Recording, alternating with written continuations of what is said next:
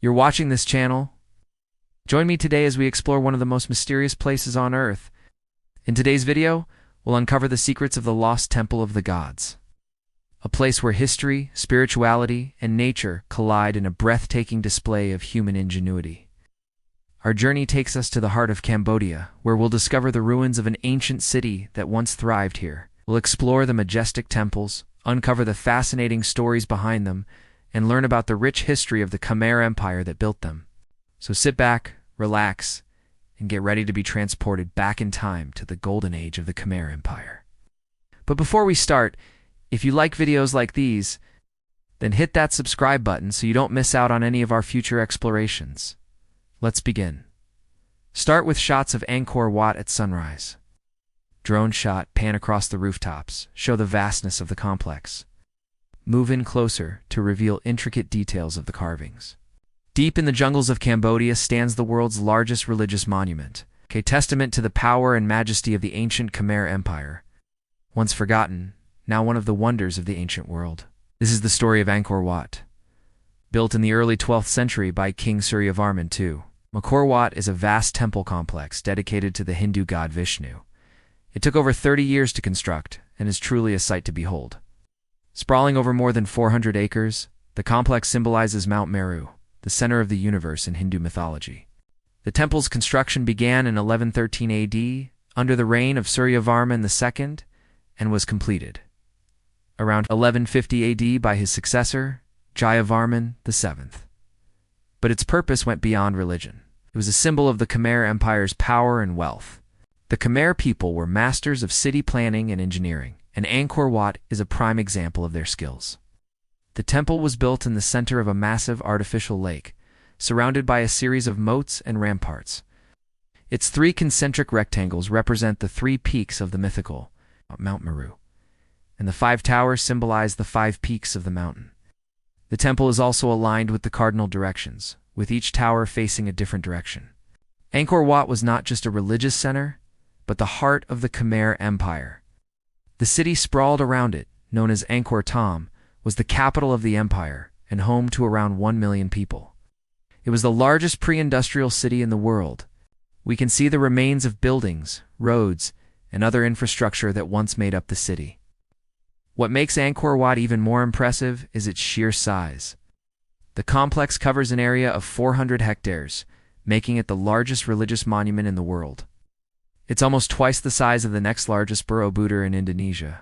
One of the most striking features of Angkor Wat are the massive moats that surround the complex. These moats were not only used for irrigation and water management, but also served as a defensive mechanism against invaders. They were so large that they could hold up to 100 million gallons of water. But the real treasure of Angkor Wat lies in its carvings. Every inch of the temple is covered in intricate bas-reliefs depicting scenes from Hindu mythology, as well as everyday life in the Khmer Empire. There are over 2,000 figures carved into the walls, including warriors, gods, and goddesses, as well as animals and plants. These carvings are so detailed that they're considered some of the finest examples of Khmer art. But there's more to Angkor Wat than just its religious significance and architectural achievements. It was also a center of astronomical observation. The temple's towers are aligned with the solstices and equinoxes, suggesting that the Khmer people used the temple to track the movements of the stars and planets. Let's take a closer look at some of the most impressive features of Angkor Wat. First, we have the towers. There are 5 towers in total, each rising over 200 feet into the air. The central tower is the tallest and is dedicated to the god Vishnu. Each of the 4 corner towers represents one of the 4 directions: north, south, east, and west. Then we have the galleries.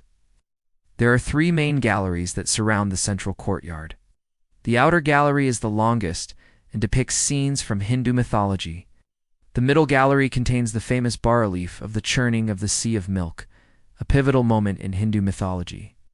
The inner gallery is smaller and surrounds the central shrine. Next, we have the library. Its octagonal building is located in the northeast corner of the complex. It's believed that it was used for storing religious texts and manuscripts. The carvings on the walls depict various scenes from Hindu mythology, including the birth of Vishnu. Finally, we have the Bafuan. This pyramid-like structure is located in the center of the complex. It's believed that it was used for making offerings to the gods. The carvings on the buffoon depict scenes from the life of Buddha. It's important to note that Angkor Wat was originally built as a Hindu temple, but over time it shifted to Buddhism. By the 14th century, it became a Buddhist monastery. This reflects the religious transformation of the region during the 12th and 13th centuries. During the reign of Jayavarman VII, the king who completed the construction of Angkor Wat, the Khmer Empire reached its peak. He expanded the empire's territory and built many new temples and monuments, including Angkor Thom, the Bayon Temple, and the Terrace of the Elephants. But the glory of the Khmer Empire did not last forever. By the 14th century, the empire had declined, and Angkor Wat was abandoned. The reasons for the decline are not entirely clear, but it's believed that a combination of factors contributed to it, including environmental changes, overpopulation, and attacks from neighboring empires. Despite its abandonment, Angkor Wat remained an important religious site. Buddhist monks continued to live in the temple, and it became a pilgrimage site for Buddhists from around the region. The temple was rediscovered by Western explorers in the 1860s. French explorer Henry Mouat is credited with finding Angkor Wat, although it was never forgotten by the local people. He described it as the masterpiece of a vanished race, the summit of human grandeur, and the apex of the religious sentiment. Angkor Wat has since become a symbol of Cambodian national pride and is featured on the Cambodian flag. It's also one of the most popular tourist destinations in the country, attracting over 2 million visitors every year. In 1992, Angkor Wat was added to the list of UNESCO World Heritage Sites, which has helped to preserve it for future generations. However, the temple faces several threats, including over-tourism, looting, and climate change. Conservation efforts are underway to protect the temple and ensure its preservation for years to come. The discovery of Angkor Wat marked a turning point in the way the world viewed Cambodia. It put the country on the map and showed the world the rich history and culture of the Khmer people. Today, Angkor Wat stands as a reminder of the Khmer Empire's greatness and a symbol of Cambodia's resilience. It's a place where visitors can connect with the past and experience the spiritual evolution of Southeast Asia. The legacy of Angkor Wat continues to inspire awe and wonder in those who visit. Whether you're a history buff, an architecture enthusiast, or simply someone looking to experience the beauty of the natural world, Angkor Wat is a must-see destination. As you plan your trip to this ancient temple, keep in mind the best time to visit is during the dry season, which lasts from November to April. The weather is cooler and drier during this time, it's making it easier to explore the temple complex.